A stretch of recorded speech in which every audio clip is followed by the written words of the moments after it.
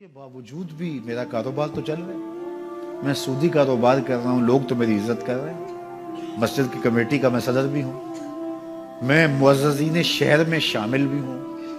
لوگ مجھے جلسوں میں مہمان خصوصی بھی بلاتے ہیں. میں MP بھی منتخب ہو گیا ہوں، مجھے وزارت کا قلمدان بھی سونپ دیا گیا ہے. وہ میاں اللہ کی نظر میں ان چیزوں کی اہمیت ہی نہیں ہے. یہ چیزیں ہوتی کیا ہیں؟ وہ یہ نہیں چھینتا، وہ ہدایت چھینتا. وہ روٹی نہیں چھینتا، وہ تو نمرود کو بھی روٹی دیتا تھا. اس نے کبھی سورج کو منع نہیں کیا کہ اس کے گھر میں روشنی نہ کر. یہ حامان کا گھر ہے، یہ قارون کا گھر ہے، یہ میرے دشمنوں کا گھر ہے، اس کے گھر میں روشنی نہیں ہونی چاہیے. چاند کو کہتا ہے اپنی کرنیں بکھیر، سورج کو کہتا ہے اپنی روشنی بکھیر. جس طرح باجزید کے گھر میں روشنی ہوتی ہے، اس مکار کے گھر میں بھی ایسی روشنی ہوتی ہے. فرق نہیں پڑتا.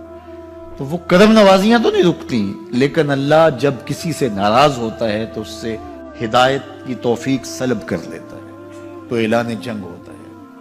تو پھر وہ ٹکرے بھی مار رہا ہو تو اس کی رسم کی نماز ہوتی ہے، اس کا ماتھا جھک رہا ہوتا ہے، دل نہیں جھک رہا ہوتا، کیونکہ ہدایت سلب کر لی گئی. جب اندر سے روح ہی نکال لی جائے تو باقی بچتا کیا ہے؟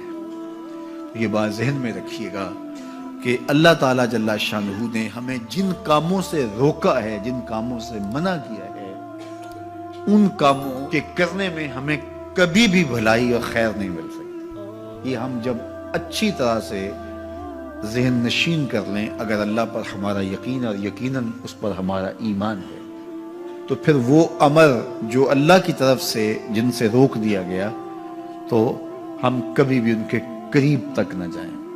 اور جن کاموں کے کرنے کا اسے حکم دیا گیا، اس کی حکمتیں نہ بھی ہمیں معلوم ہو. آج جدید سائنس تحقیقات کرتی ہے تو ہمارے سامنے آتا ہے کہ وضو کے کیا فوائد ہیں. آج ہمیں لوگ بتاتے ہیں کہ جناب آپ امامہ باندھیں گے تو سن سٹروک سے بچ جائیں گے. آج دنیا تحقیق اور جستجو کر کے نماز اور دوران خون اور جو ہے وہ نماز کی برکتیں اور کتنی بیماریوں سے نماز کے ذریعے سے بچنے کی کہانیاں سناتے ہیں. اچھی بات ہے، نماز سے صحت پہ اثر پڑتا ہے. یہ اچھی بات ہے کہ وضو سے بہت ساری بیماریوں سے نجات ملتی ہے. یہ اچھی بات ہے کہ سر پہ امامہ باندھ لے تو سن سٹروک سے بچ جاتے ہیں. یہ اچھی بات ہے کہ آپ روزہ رکھتے ہیں تو کینسر جیسے امراض سے آپ کا بچاؤ ہوتا ہے. یہ اچھی بات ہے کہ فلاں عمل کرتے ہیں تو فلاں ہوتا ہے. لیکن صاحب، ہم سن سٹروک سے بچنے کے لیے امامہ نہیں باندھتے، ہم محمد عربی کی ادا کے لیے باندھتے ہیں. دوران خون کے لیے نماز نہیں پڑھتے، ہم رب کے حضور سجدہ ریزی کے لیے اس کے حضور اپنی نیاز مندیوں کا سر جھکاتے ہیں. تو حکمتیں بھی ہیں، وہ برکتیں ذیل میں آتی ہیں.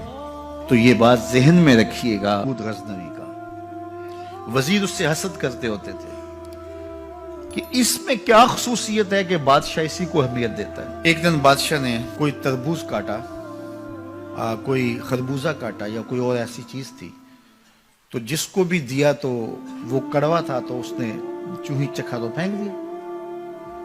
اور پھر بلایا یاس کو اور اس کو کاٹ کے اس کی پھانک دی، تو ایسے لطف سے کھانے لگا کہ جیسے اس سے لذیذ کبھی پھل زندگی میں دیکھا نہ ہو. تو سارے اندر ہنس رہے تھے، ایک دوسرے کو آنکھوں سے اشارہ کر رہے تھے، یہ دیکھو بے وقوف. تو بادشاہ رک گیا اور کہا کہ ایاز، یہ جو فروٹ تم نے کھایا ہے یہ میٹھا تھا یا کڑوا؟ کہا بادشاہ سلامت کڑوا. تو کہا پھر اتنے ذوق سے کیوں کھایا؟ کہا کہ اس ہاتھ سے میں نے میٹھی نعمتیں کھائی ہیں، آج کڑوی ملی ہے تو تھوک دوں؟ کہا ایسا نہیں ہو سکتا. تو میاں کڑوا ہو تو وہ بھی قبول کیا جائے، نفس پہ شاک ہو. کڑوی وہ چیز ہوتی ہے جو نفس پہ شاک ہوتی ہے، نفس کرنا نہیں چاہتا، لیکن اس کے باوجود تمہارا دل کہے نہیں، یہ مالک کی طرف سے ہے.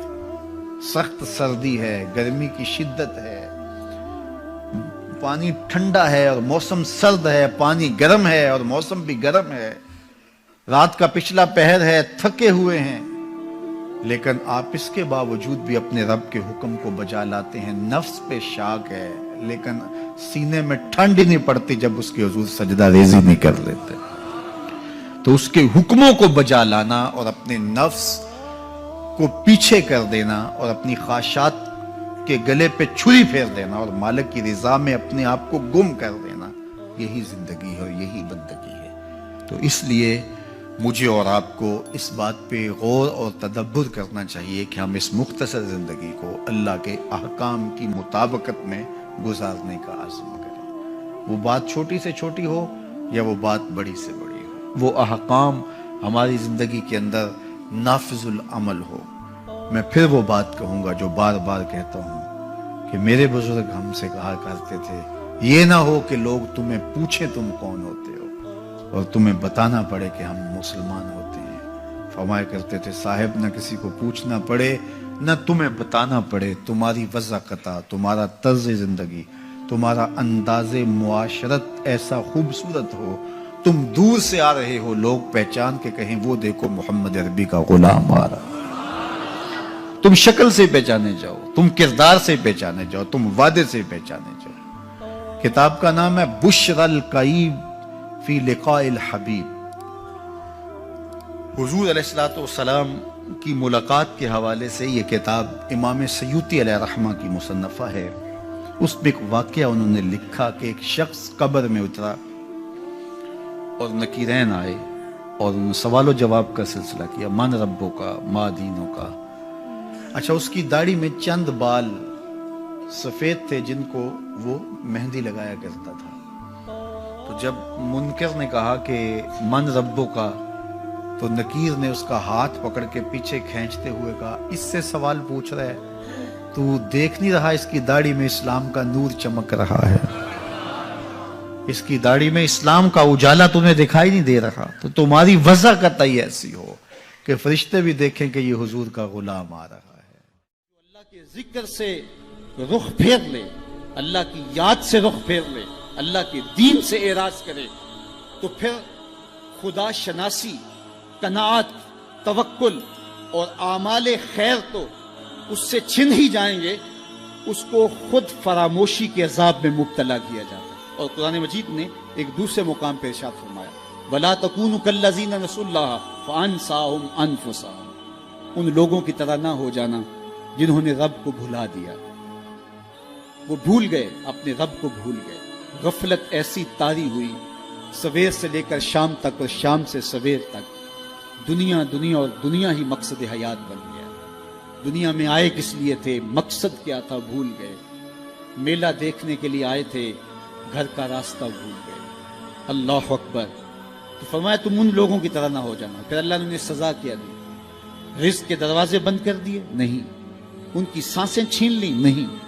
سورج کو حکم دے دیا اس کے آنگن میں روشنی نہ بھیجنا؟ نہیں۔ چاند کو چاندنی بکھیرنے سے روک دیا؟ نہیں۔ آب و ہوا روک دی گئی؟ نہیں۔ انہیں کیا سزا ملی جنہوں نے رب کو بھلا دیا؟ فرمایا فَأَنسَاهُمْ أَنفُسَهُمْ، اللہ نے انہیں ان کی ذاتوں سے انہیں بے خبر کر دیا۔ جو خدا فراموش ہوئے وہ خود فراموش ہو گئے، انہیں اپنے آپ سے ہی آگاہی نہ رہی۔ اور مجھے بتاؤ، جسے یہ بھی نہ پتا ہو کہ میں کون ہوں، اپنی شناخت جو بھول جائے، اس کے پلے ہوتا کیا ہے؟ اقبال نے کہا تھا نا، اپنے من میں ڈوب کر پاجا سراغ زندگی، تو میرا نہیں بنتا تو نہ بن، اپنا تو بن۔ مجھے بتائیے 6 فٹ کا جوان ہو، قدے رانا رکھتا ہو، اس کی آنکھیں عقابی ہوں، ماتھا کشادہ ہو، رنگ چمک رہا ہو، ہونٹ گلابی ہوں، لیکن اس کی قمیص کے پیچھے گھر کا ایڈریس لکھا ہو کہ کسی کو ملے تو اس ایڈریس پہ پہنچا دے، تو آپ اس کا چہرہ دیکھ کے کہتے ہیں واہ کیا جوان رانا ہے، کیا اس کے ہونٹ گلابی ہیں، کیا نرگسی آنکھیں ہیں، کیا خوبصورت چہرہ ہے، کیا شمشاد قد ہے۔ لیکن اچانک نظر پڑی تو اس کے گھر کا ایڈریس اس کی قمیص کے پیچھے لکھا تھا۔ آپ نے کہا میں نے دور سے دیکھا، اس کا تو توازن عقلی ہی ٹھیک نہیں، یہ تو بیچارہ جو ہے وہ پاگل ہے۔ تو قد کاٹ ہونے کے باوجود گھر کا ایڈریس پیچھے لکھ دیا گیا، تو اب ہر کوئی سمجھتا ہے کہ یہ بیچارہ فہم و ادراک کے نور سے خالی ہے۔ قدے رانا پہ ترس آنے لگ جاتا ہے، اور وہ آنکھیں جن میں ڈوب جانے کو، جھیل جیسی آنکھوں میں غوطہ لگانے کو جی چاہتا تھا، تو اب ترس آنے لگ جاتا ہے کہ یہ بیچارہ تو خود فراموش ہے۔ اللہ فرماتا ہے جس نے رب کو بھلا دیا، تم یہ نہ دیکھو اس کے بنگلے کتنے ہیں، یہ نہ دیکھو اس کے پاس کوٹھیاں کتنی ہیں، ये ना देखो इसकी चमकती हुई कितनी लंबी गाड़ी है, ये ना देखो कि आली नस्ब टाउन के अंदर इसका घर है, ये ना देखो इसका बैंक बैलेंस कितना है, हाँ, ये भी ना देखो इसके पास वजारत का कलमदान है, ये भी ना देखो कि ये वजारत उज़्मा की कुर्सी पे बैठा हुआ है, ये भी ना देखो कि इक़्तिदार की मस्तक पे झूलता है, ये भी ना देखा हो कि ये डाइस पे खड़े होकर नारे लगाता है, लोग आगे से जवाब दे के वाह वाह के डोंगरे बरसाते हैं। कहा इसकी कमीज के पीछे लिखा हुआ एड्रेस पढ़ लो, फ़अनसाहुम अनफुसहुम, ये वो शख्स है कि जो अपना पता भूल चुका है, जिसे पता ही नहीं कि मैं कौन हूं, इस दुनिया पे आया क्यों, जो आके भूल गया है, इसे घर का रास्ता ही नहीं मिल रहा और ये भागा फिर रहा दुनिया के अंदर। क्या बताएं हबाब क्या कारनमायां कर गए, बीए किया, नौकर हुए, पेंशन मिली और मर गए, जिंदगी का मकसद ही नहीं मिला। कहा जो इस दुनिया में अंधा रहा, कल कयामत के दिन भी नाबीना उठाया जाएगा।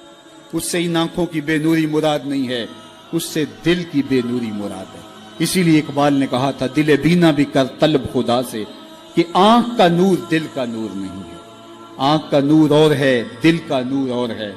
तो हम दुनिया की मादी चमक को देखते हैं, मेरा मालिक कहता तुम्हारा दिल सुथरा होना चाहिए, तुम्हारा मुंह काला हो तो कोई बात नहीं है, दिल काले नालों मुंह काला चंगा, जे को ये रमज पछाने हो। असल तो दिल की पाकीज़गी है और दिल रब के साथ वाबस्ता हो, उसके रसूल के साथ वाबस्ता हो। तो जिसने अल्लाह के दीन से रुख फेरा, एराज किया, तो फिर उसका नतीजा क्या हो कि उसकी जिंदगी तल्ख हो जाएगी।